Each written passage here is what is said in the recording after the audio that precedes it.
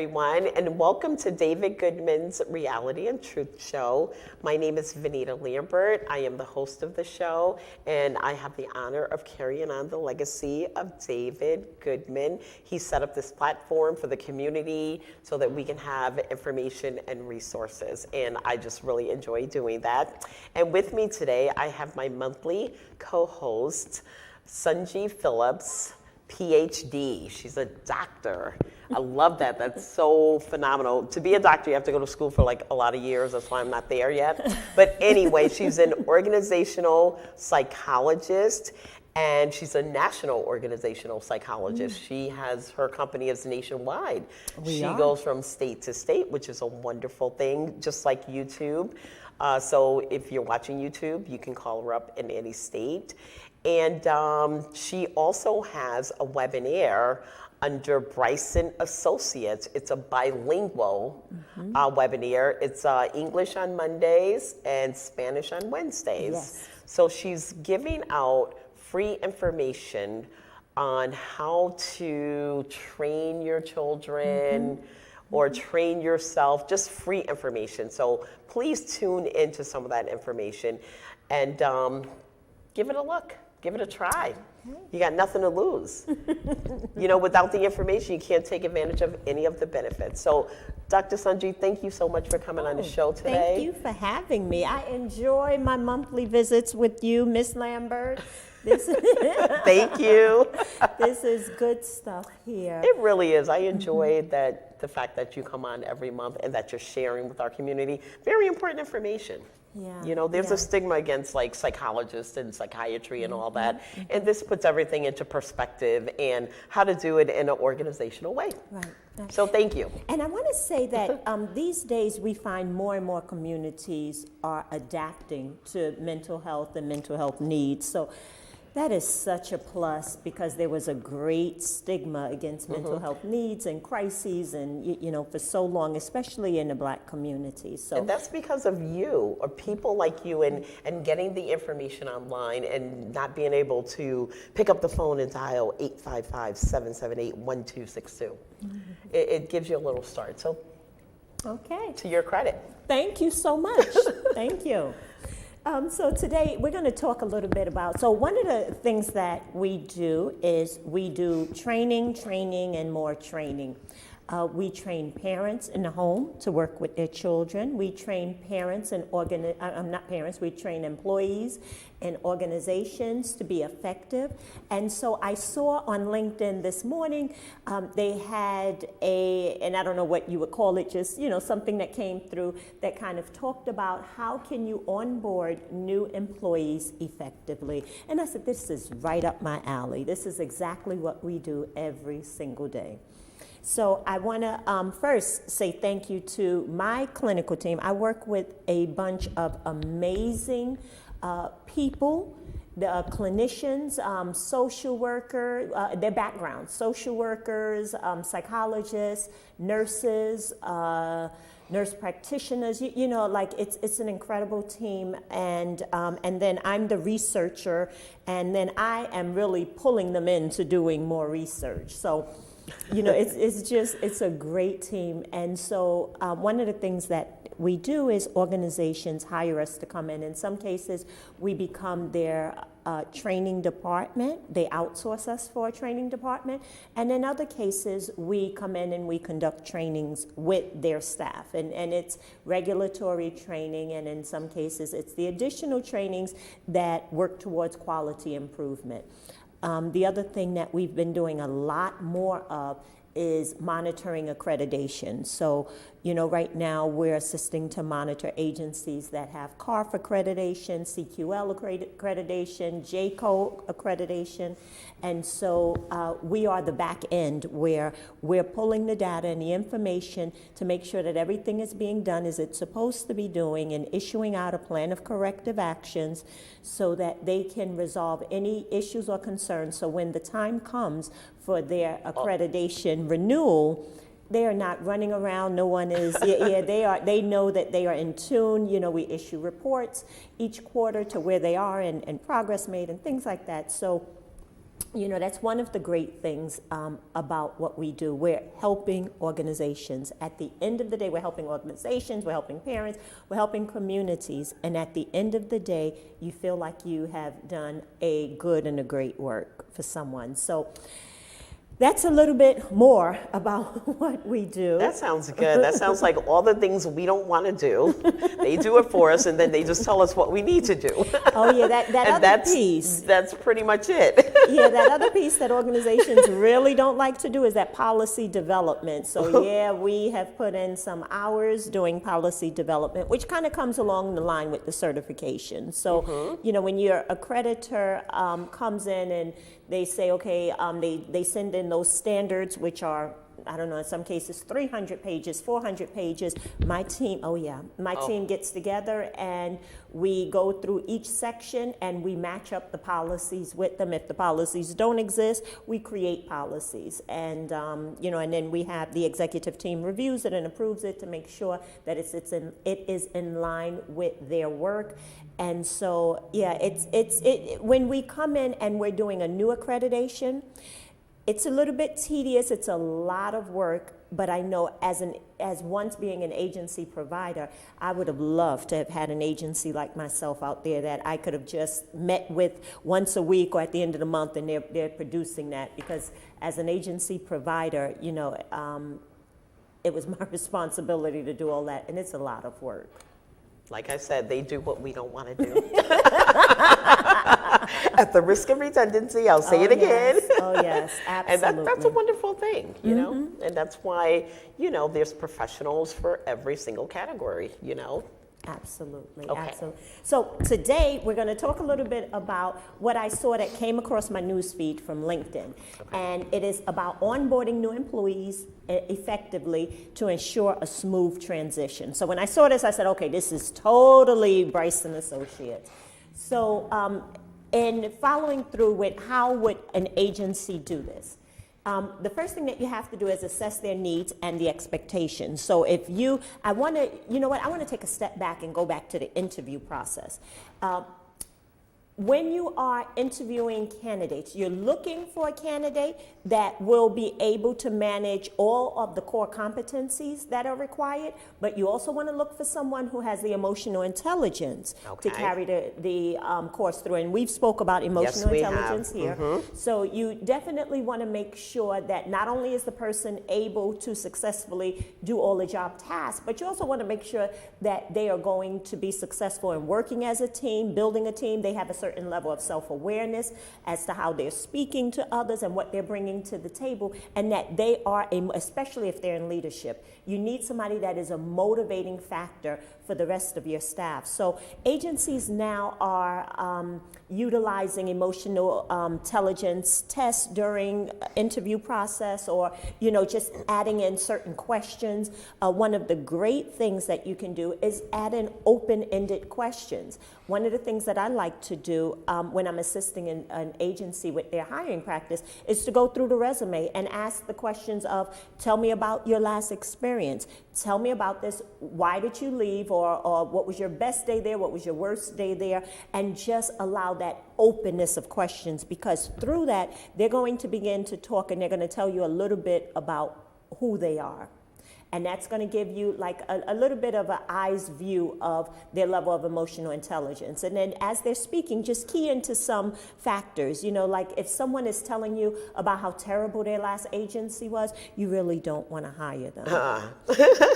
Right. That's pretty much a key, that this agency will be equally as terrible. Exactly. And I'm saying that to say, because each one of us, we're either going to be that person that's going to help to improve what's going on, or we're going to detach ourselves and move on from it. But what we don't do is we don't attack the wrongdoer. We don't attack the agency. So if you have somebody and you're on an interview and they're just telling you, oh, this one and that one, and they didn't do this and they didn't do that, you really want to kind of end that interview fairly quickly and move on to your next candidate.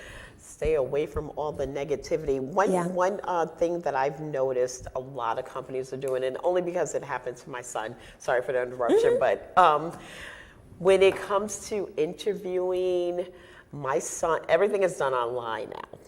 So of course, they interviewed him online, and he had to go through an agency. And what a lot of companies are doing, and this company will remain nameless, is they hire them temporarily to work in a position and see how they're going to work out. And one of the reasons I think the companies might be doing that is because they don't have somebody like you to, assess all of that in advance. Right. To interview them and say, okay, this person is suited to work with people. They have the right personality and credentials and whatever else. But like my son had to temp. He actually worked for this company through a temporary agency, which they get half the pay. So it was for like, I don't know, $18 an hour, but for over a year. And then they decided, okay, I like this person. He has all those qualities that, the answers to all the questions you would ask in an interview, and now we can hire him. Right. That's what a lot of companies are doing. It's like a year process. Now, okay, so I'm going to tell you the pros and the cons of doing that. Okay. So the pros of doing that is exactly what you just said, because you get to know them and see something like your emotional intelligence you don't see on a job interview. You really got to kind of pull that out just to see a window, a glimpse of it. So once someone has worked for you for a year, you got a pretty good idea of who they are. After 6 months, most people are now doing performance appraisals at the 6-month mark, not 3 months, because people are still in that honeymoon period and they're still doing what they're supposed to do. But by the time you get to that 4th month, people are crashing. Yes. So quite a few agencies, quite a few agencies are moving to a 6-month review, performance appraisal review. And so when you have someone that you have been working with for a year, you have a pretty good idea of who they're going to be. So you know if you're getting a good candidate or not. And if you decide you don't want to work with them, you don't have to worry about lawsuits or going through the process of finding something they've done wrong to do a termination or separation with them, because this was a temporary position. Exactly. Now, the cons of doing that is that a majority of the money that you will spend in training your workforce is done within the first 90 days of employment, the first 90 to 60 days of employment. And so taking that into consideration, it really depends on the type of organization you work with. Okay. So let's use human services. That would not work for a human services agency, because upon onboarding, they have to give all of the required trainings, from the government agency. They have to do first aid, CPR, medication administration, crisis intervention, and these trainings are all very costly. And then they have to do, so those are mandated, as well as whatever the government, the governing organization's requirements are.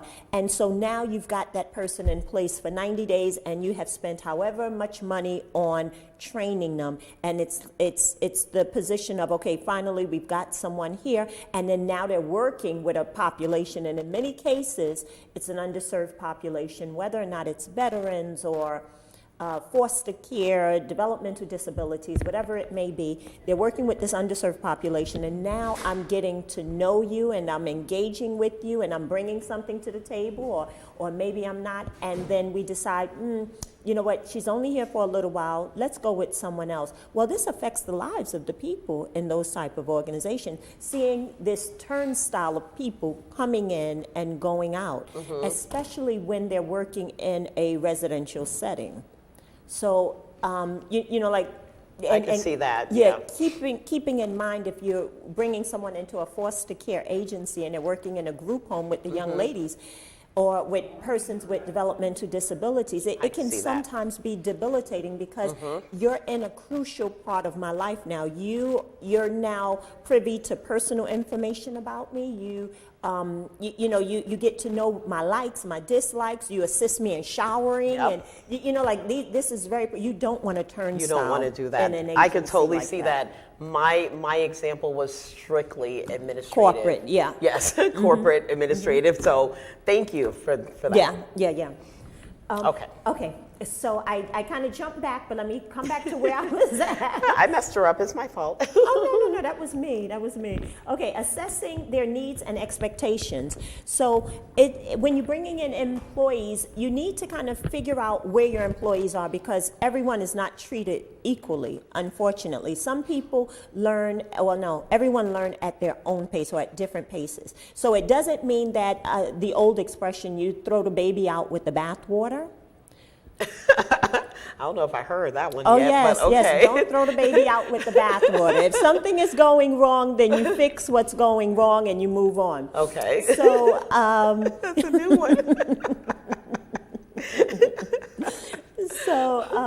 So with that being said, you got to see what each person needs, and I'm just going to go back to my experience. Okay. I've worked with some great staff. And one lady in particular I can think about, when I came into the position of being over the directors, I was kind of giving the heads up that, she struggles a lot, if you decide if you want to keep her or, and then when I got to know her, I realized that her only issue was a language barrier. Okay. That was it. So she was not somebody that you can train in a group setting. Of course, we would bring her in and we would train all of the directors, but then shortly after that, I would then go to her program and sit with her and go through in detail what was discussed during that group setting, because she wasn't able to learn in that type of group setting.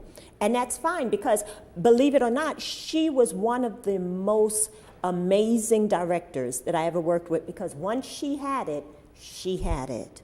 Now, someone else was prepared to throw the baby out with the bathwater because I tell her and she doesn't do it and she doesn't do it. We have to sometimes go back and look at our own training and teaching styles, because it's important that we connect. We are teachers and trainers, and if someone is not taught or they're not trained, I take it personal. Exactly. So in that case, like I said, she became absolutely one of the best directors, and she almost acted as a second person under me to assist other directors who came in. But she wouldn't get it through that group setting, but once she got it, once you took the time to sit with her and go through it, she got it and she excelled. She took it to another level.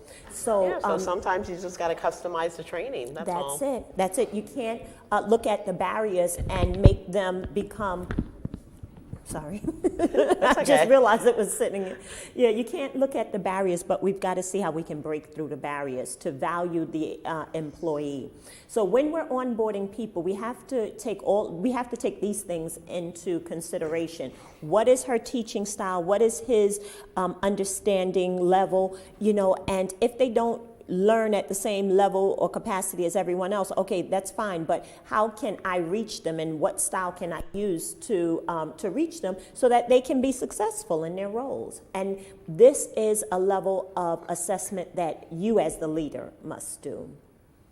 Now, the next thing that they discuss is designing a comprehensive and flexible training plan. And so it's a lot. But it's so necessary. Once upon a time, anytime funds were cut to organizations, the first thing that was cut was the training. So that's the thing that we'll just have our managers train them, and then the managers are like, I'm not a trainer. I'm still trying to figure this whole thing out. And so, but as agencies are making cuts, the first thing that they're able to cut is training. So now the training goes down the drain, and you're bringing in new people, and you're kind of saying, here is your book, here's your pencil, there's your program. I'll be back next week. Read the books, figure it out. I've got meetings that I've got, and this is how people were training. Well, what kind of quality of service do you think that person is providing? Yes. And then you have this great level of staff turnover because they're struggling. They're struggling, and this is crazy. I can't do this. I can't work here. And that one is leaving, the next one coming in, and we're finding the same thing. I was just going to say that it's got to be the employee retention is just not there. No, not if people are thrown in to sink or swim. It's not going to happen. It's counterproductive to train, and it's not cost effective. Right. And then you need to establish a good training plan. And so what do I mean by that? We have worked with an organization down in Georgia, and we had to revamp their new employee orientation process because they are required to do 5 days of new employee orientation. And so the way that they were doing it is 2 days in person and then 3 days on site, on the job training. Okay. So when we went down there and we were hearing the employees say, well, I haven't been trained. I wasn't trained. Nobody trained me. And we're like, but you're literally sitting in. We see your signature here. So we had to go in and look and see what was actually going on. And when we saw it, I understood, because you have people sitting for 8 days getting all of this information just being poured in it all the time. That is so boring to me. I would have been sleeping or on my phone. I couldn't take it. for 8 hours a day, 2 straight days, and then somebody then says, okay, great, you've been trained, go on in the program and do the work. And they're going in and they are in culture shock because they're like, I didn't know that this is what, was happening in the programs. But now you're in there and you have the supervisors training them. But guess what? The supervisors got full-time jobs, but they're expected to have a level of supervision and training over them for the next 24 hours. It doesn't happen like that. That's not realistic. So what we did was we broke down the training into morning training, with the instructor, and then in the afternoon they go into the houses. Yep. But we kind of weaned it in. So the first day they're in the office all day because it's lots of paperwork and things like that. And second day they spend 2 hours in the program. Third day I think they spent 4 hours. Fourth day, they spent 4 hours, and on the fifth day, they spent 4 hours, something like that. But now they're able to get into the crux of what's going on, and they return back to the training site the next morning and say, okay, I have a question. This is what I saw. How do I handle this? How do I, and so now you're actually learning in the environment in which it's occurring. And this is the best level of training. Training and asking questions. Training and asking questions. And immediately, of course, once we changed it around, we didn't hear the same things about not being trained. They understood it, they got it, and they also had an outlet in which they can ask questions to. We brought in different trainers. We removed videos because there was a lot of video trainings. They for them 8 hours, they watched the video and they answer these questions, watch the video and answer these questions. And you had the trainer that would come in and say, do you have any questions? No, not really, but you don't have questions because you still don't know what you're doing. So, so now it was all in person, it was all face to face, it was conversations, it's examples used, and so now they're being trained at a different level. And we saw a total difference in these same staff being able to build a therapeutic working environment for these youth. So training is so crucial. Necessary. That sounds wonderful. So if I start a new company, I'm hiring you. Because, the way you just explained everything is just so simple and it makes sense. And everyone understood and people were trained. Right. You can't say you train somebody if that person don't know what they're doing. Right. And to sit, like I was talking while you were talking, to sit and listen to somebody just like lecture for 8 hours, I'm going to sleep. And you only retain, 10% of what you hear? Just the very beginning and the very end. And it wasn't even like a lecture. It was more videos going on. They were kind of showing videos, And, did they have the lights off with the videos? Because I would have been gone. But I'm sorry. This is how we many organizations have done it. We'll send somebody in there, they'll train them, and that's it. So now we can get it all in. Oh my goodness. Yeah. So just to summarize everything, we have about 2 or 3 minutes left on the show, and I just want to say thank you. Oh, absolutely. I really appreciate you coming on before the end of the show when we have to rush through. And this information is just so valuable to our community. So thank you very, very much. And you could have the last 2 minutes of what you want to leave us with. What do I want to leave us with? So I want to leave us with Bryson Associates is one of many training organizations, and I really want to like especially if you're working in human services, the populations that we work with are so vulnerable. It's so important that the staff that are working directly with them are trained appropriately. This reduces incidents. It builds and increases the quality of life for the individuals that we serve, and we have to pay close attention to it. So, please feel free to contact us at Bryson Associates. We research out our training. If we come and we deliver a 90-minute training, we have invested 4 to 8 hours worth of research and back and forth and taking it to the nurse, to the social worker, to the psychologist. What do you think? And it is built out so that it will produce quality providers. So, and I'm sure other training organizations do similarly. So please. And also, just to, mention again, please go online and check out the webinars on Mondays and Wednesdays. Absolutely. It's free information. Please share this information on YouTube, subscribe, like us. Even if you don't like us, but we need viewers. Seriously though, So share like this them, information. like them. Exactly. Share this information with everyone. Thank you so much, Dr. Sanjeev. Thank This you. is the David Goodman Reality and Truth Show, and we're on your side.